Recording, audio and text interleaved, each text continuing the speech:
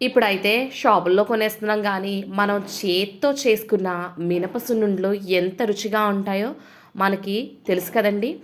అటువంటి మినప సున్నుండల్ని మనం ఇంట్లోనే ఈజీగా ఎలా చేసుకోవాలో అన్న పూర్తి వివరంగా డిస్క్రిప్షన్లో అయితే లింక్ అయితే ప్రొవైడ్ చేశాను. తప్పకుండా చూడండి.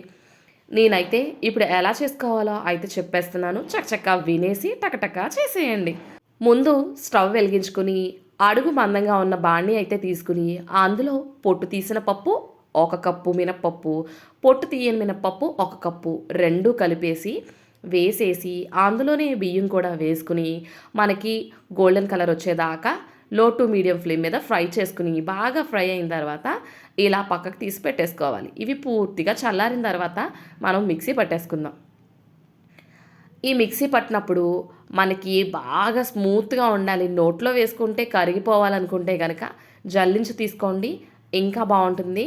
కాదు నాకు ఆ నోట్లో అక్కడక్కడ అంటుకున్నట్టు కాకుండా కొంచెం బరగ్గా ఉండాలనుకుంటే గనక జస్ట్ అలా మిక్సీ పట్టేసి ఇలా ఒక ప్లేట్‌లోకైతే ట్రాన్స్‌ఫర్ చేసేసుకోండి. ఇలా మొత్తం పిండంతా కూడా మిక్సీ పట్టేసిన తర్వాత దాంట్లోనే బెల్లం కూడా వేసేసుకుని మరొకసారి మిక్సీ పట్టుకుందాం. ఇలా 2 సార్లు మిక్సీ పట్టడం వల్ల పిండి కొంచెం బరకెక్కడైనా ఉంటే అది పోతుంది. దాంతో పాటు బెల్లము మిక్సీ అయిపోతుంది. చూసారా? ఈజీగానే మన పొడంతా కూడా మిక్సీ పట్టేసా. చూడండి కన్సిస్టెన్సీ వచ్చేసి ఇలా ఉంది. చాలా స్మూత్ కన్సిస్టెన్సీ అయితే వచ్చింది.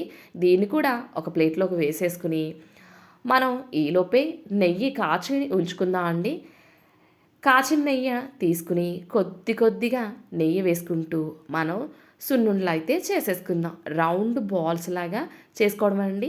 ఒకేసారి ఎక్కువ నెయ్యి వేయకుండా కొద్ది కొద్దిగా నెయ్యి వేసి ఉండలు కట్టుకుంటే గనక తక్కువ నెయ్యితోనే ఎక్కువ సున్నుండలు అయితే చేసుకోవచ్చు. ఈ రోజుల్లో అందరూ కూడా డైట్‌లో ఉంటున్నారు కదా! సో, వాళ్ళ గురించి అయితే చెప్తున్నాను. లేదు అక్కడక్కడ నాలా కూడా ఉంటారు కదండీ! లావైనా పర్వాలేదు కానీ టేస్ట్ అయితే మిస్ అవ్వకూడదు అనుకున్న వాళ్ళైతే కొంచెం ఎక్కువ నెయ్యి వేసుకుని నేతి సున్నుండలు చేసుకోండి. చాలా చాలా బావుంటాయి.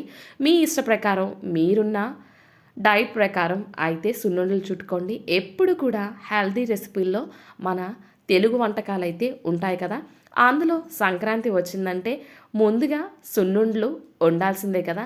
భోగి రోజున కొత్త అల్లుడికి ఫస్ట్ అత్తగారు పెట్టే పిండి వంటల్లో సున్నుండ ఉండే తీరాలి.